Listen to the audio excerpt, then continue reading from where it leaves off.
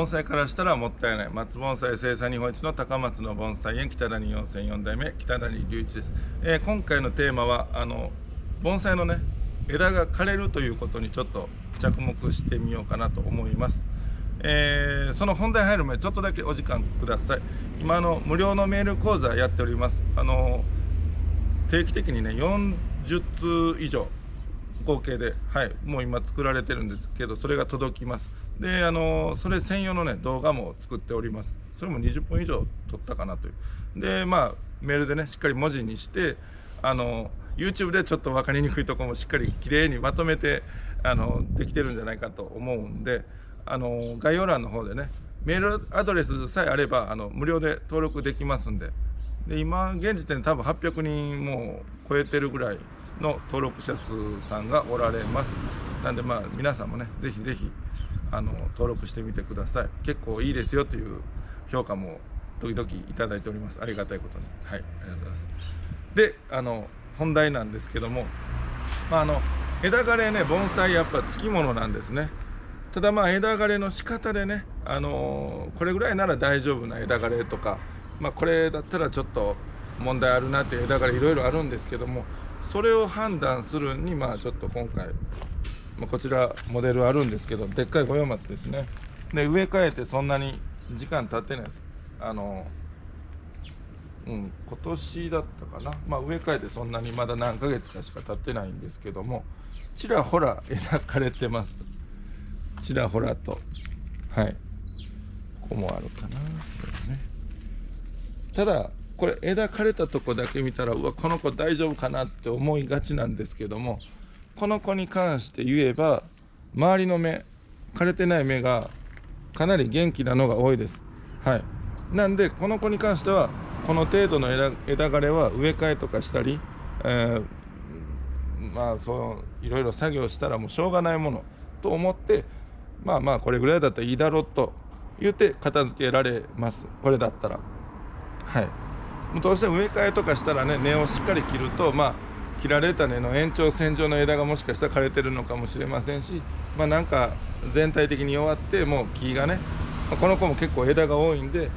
もうこんな枝があったら困るわとこの枯れたとこだけ捨てたのかもしれません。確実な原因は言えないんですけども、ただそんなに問題ないと。でもう一回言いますけど、周りの芽がね、例えば芽の元気さなんか言うとこの中心のねこの次の新芽ですね、これがふっくらしてるというかね、なんていうんかな、しぼみがちとかその弱い感じ力がない感じ言ったらちょっと全体にねそういうのがあったら怖いんですけども、全体的にこの今見た感じ元気そうな芽ばっかなんでこれに関しては問題ない。だから今も言ったんですけども、全体に弱ってて順番に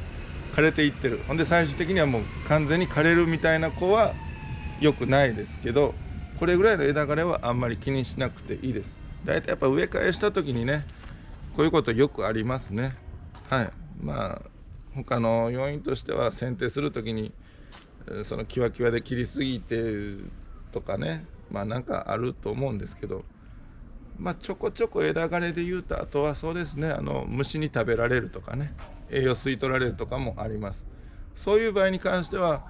問題ないわじゃなくて、その虫に対しての薬剤散布したりとか、